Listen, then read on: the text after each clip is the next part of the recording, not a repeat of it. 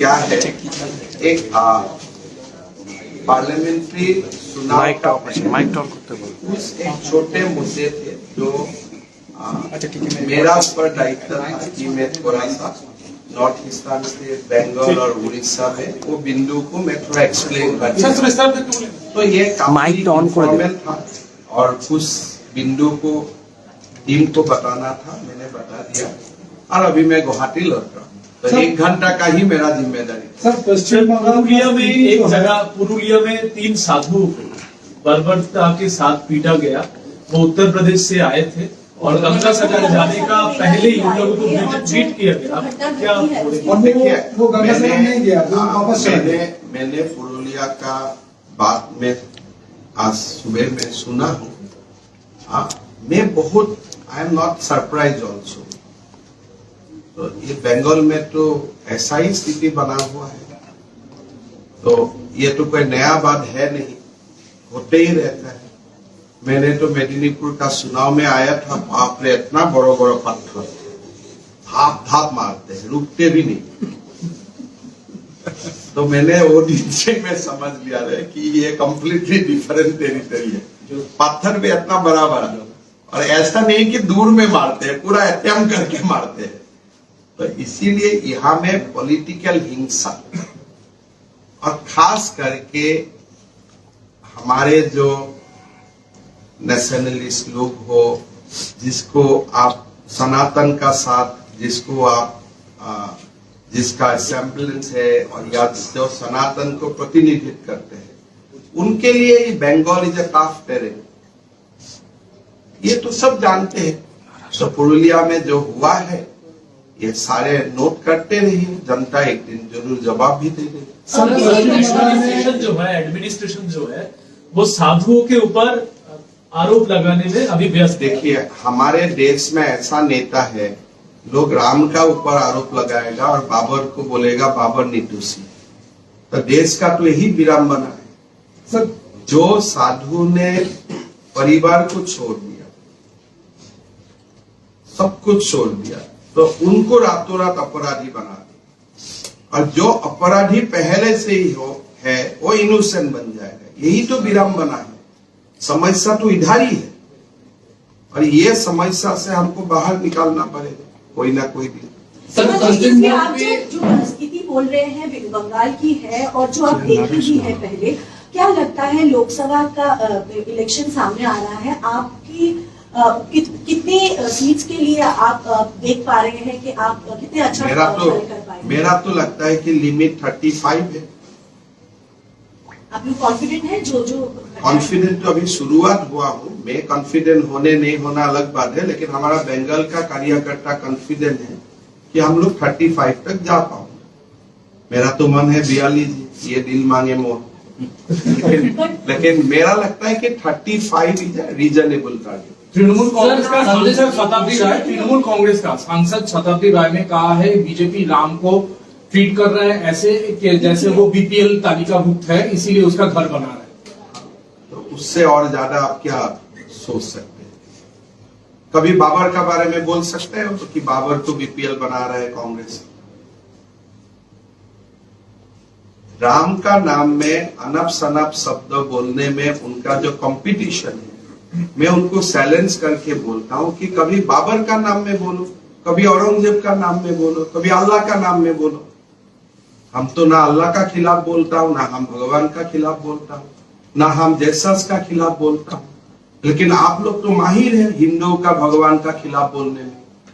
अगर दम है तो दिखाओ अल्लाह का खिलाफ बोल के, दम है तो दिखाओ। यही शब्द बाबर का नाम में व्यवहार करते हैं, वो तो दम आपका नहीं है। लेकिन हम बीजेपी, हम अल्लाह का भी नमस्कार करता हूं, श्रद्धा करता हूं, राम का भी श्रद्धा करता हूं, जेसस का भी श्रद्धा करता हूं। प्रॉब्लम है सेकुलरिज्म का मतलब एंटी हिंदुइज्म नहीं है, सेकुलरिज्म का मतलब एंटी राम नहीं है। राम रहीम दोनों को लेकर चलो, बट बंगाल सेकुलरिज्म का डेफिनेशन है राम को गाली दो और रहीम को आगे बढ़ो। तो ये आप दोनों को साथ में लेकर चलो, you take both Ram and Rahim together, कोई प्रॉब्लम नहीं है, देश शांति में होगा। बट आप राम को तो गाली दे सकता है, राम को आप बीपीएल भी बना देगा, लेकिन रहीम को क्या बीपीएल बनाने का आपका दम है? एक दिन दिखाओ कहीं। हेमंत जी, यहाँ पे संदेश खाली पे ईडी और सीबीआई जब कार्रवाई करने गए थे तो वहां पे उन लोगों को पीटा गया या फिर उन लोगों को वापस आना पड़ा।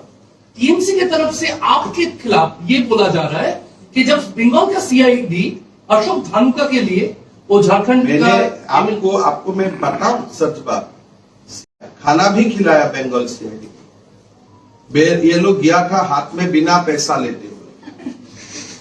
ममता जी मुझको फोन किया तो मैंने खाना भी खिलाया, गाड़ी भी मेरा ही गाड़ी दिया हूं। आप कभी पूछ के देखिए, बंगाल सीआईडी को दामाद को भी ऐसा अच्छा से नहीं रखते, मैंने जितना अच्छा से रखा। जो कांस्टेबल गया था, ममता जी मुझको सुबह फोन किया, मेरा तो पता भी नहीं कि हिमंत देखो हमारा पुलिस जा रहा है, सुविधा नहीं मिल रहा है। उनको मैं गाड़ी दिया, पलटन बाजार का होटल में रुका था, होटल का किराया दिया, तेल दिया, पेट्रोल दिया, खाना खिलाया, मैंने घर से नहीं, असम पुलिस का ओर से। तो हम लोग ये सब में नहीं लगते। वो व्यक्ति का तो सुप्रीम कोर्ट ने बेल कर दिया, बेल करने के बाद आप उनको कैसे अरेस्ट कर सकते हो? लेकिन कभी भी बंगाल का पुलिस काल भी मुझे भी अरेस्ट करने जाए, मैं उसको दामाद का तरह भी रिसेप्शन करूंगा। इसलिए दायित्व बनता है, these are our constitutional responsibility. Sir Bengal का स्कैम के बारे में क्या कहेंगे आप? You are also chief minister of other देखिए, मैं I don't want to comment, इसलिए मैं एक दिन के लिए आया हूं और सबको मैं दुर्नीति बोल के जाता हूं। बट जो हाईकोर्ट बोलते हैं वही हम लोग देखता हूं। जो हाईकोर्ट जो बोलते हैं उसका, और ऊपर में मैं क्या बोलूं, मैं तो एक छोटे आदमी हूं। जब हाईकोर्ट का जज हर दिन, आजकल तो लाइव टेलीकास्ट भी होते हैं, कभी कभी मैं शौक से सुन भी लेता हूं, देखते बंगाल हाईकोर्ट का प्रोसीडिंग। तो बंगाल हाईकोर्ट का प्रोसीडिंग सुनने से ही तो आपको सारे मालूम हो जाते हैं। उसका बाद आप पॉलिटिशियन का कमेंट लेके क्या करेगा? लाइव भी आते हैं, टीवी भी बनते हैं, वीडियो भी बनते हैं, वही वीडियो को सलाह दो। मैंने अभी पंचायत चुनाव का पहले एक महिला जज का मैंने इंटरेक्शन सुन रहा था। हाँ, मैं नाम भूल गया। वो जैसे बोल रहा था, from the share of her lordship, क्या कानून है आप लोग के? मैं तो सुन के भाग गया, क्या प्रदेश है? फिर मेरा पत्थर का याद आता।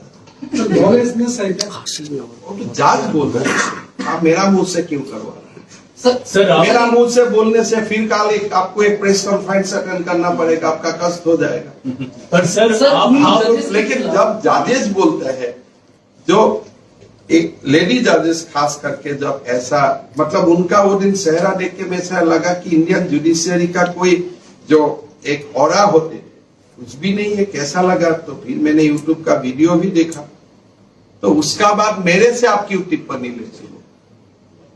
मेरा टिप्पणी लेने से कल आपको दोबारा एक प्रेस कॉन्फ्रेंस अटेंड करना पड़ेगा, और परसों दिन यहाँ मैं नहीं रहूंगा मेरा जवाब देने के लिए।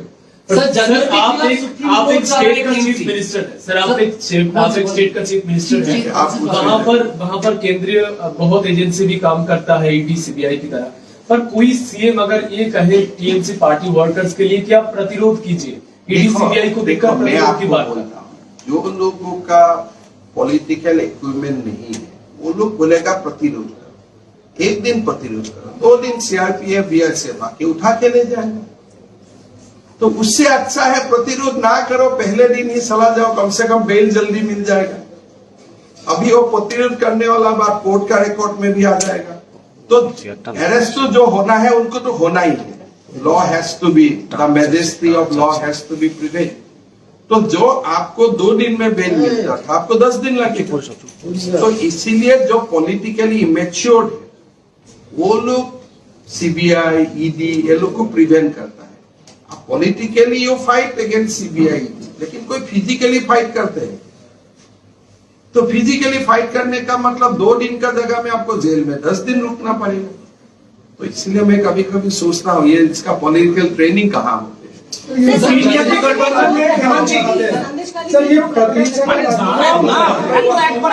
एक आध 2 3 पूछ लीजिए, बहुत ज्यादा। इंडिया के चीफ शेयरिंग में पहला तो आज ममता बनर्जी नहीं है, दूसरा आज केजरीवाल जी राहुल गांधी से मिले।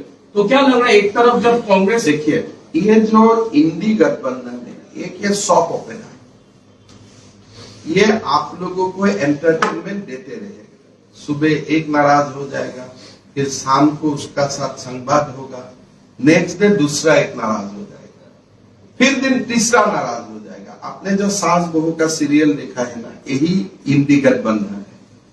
और कितना क्वेश्चन, मैं हर बार इंडी गठबंधन का मीटिंग में मुझको एक जर्नलिस्ट आके पूछता है, आज नीतीश नाराज है, कल लालू नाराज है, कल ममता ने ऐसा बोला है, तो कुछ ना कुछ कहानी होते ही रहते हैं। तो ये एक सॉप ओपेरा जैसा सिचुएशन है।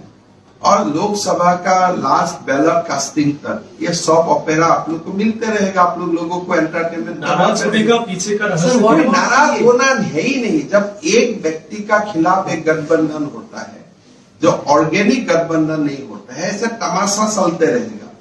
तो ये मैं इसलिए आजकल टिप्पणी देना बंद कर दिया, हर होने वाला हो गया। Sir what about CA Bengal की बहुत बड़ा मुद्दा है। देखिए, BJP as a party we are always in support of CA, उसमें कोई दुविधा नहीं है। असम में लोगों का बीच में कुछ रिजर्वेशन है और वो रहेगा, लेकिन we have to stand for Hindu refugee at the cost of, कभी कभी उसमें मेरा राजनीतिक थोड़ा सटी भी होगा, लेकिन एक ह्यूमैनिटी, एक जो भारत का एक रेस्पॉन्सिबिलिटी है towards the Hindu migrants, Hindu refugee, उसको तो हमें निभाना ही पड़ेगा। तो गृह मंत्री जी डिसाइड करेगा कब नोटिफाई करना है, लेकिन बीजेपी सीए का ऊपर प्रतिबद्ध है। और असम, उसका कारण असम में we pay political price also, but we have not change our stand. हमारा काफी लॉस हुआ है, हमारे बीच से कोई लोग पार्टी से निकाल के चला गया है, हमें चुनाव में सीट भी हारे हूं, और कोई सारे डिस्टर्बेंस भी असम ने देखा, बट फिर भी we have not change our position. Paschim Bangal का चीफ मिनिस्टर इसका विरोध कर रहा है।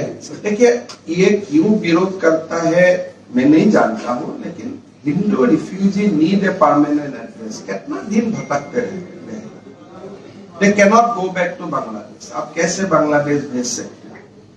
संभव नहीं है। कोर्ट ऑर्डर देते रहता है कि ये लोग फॉरेनर है, फॉरेनर है।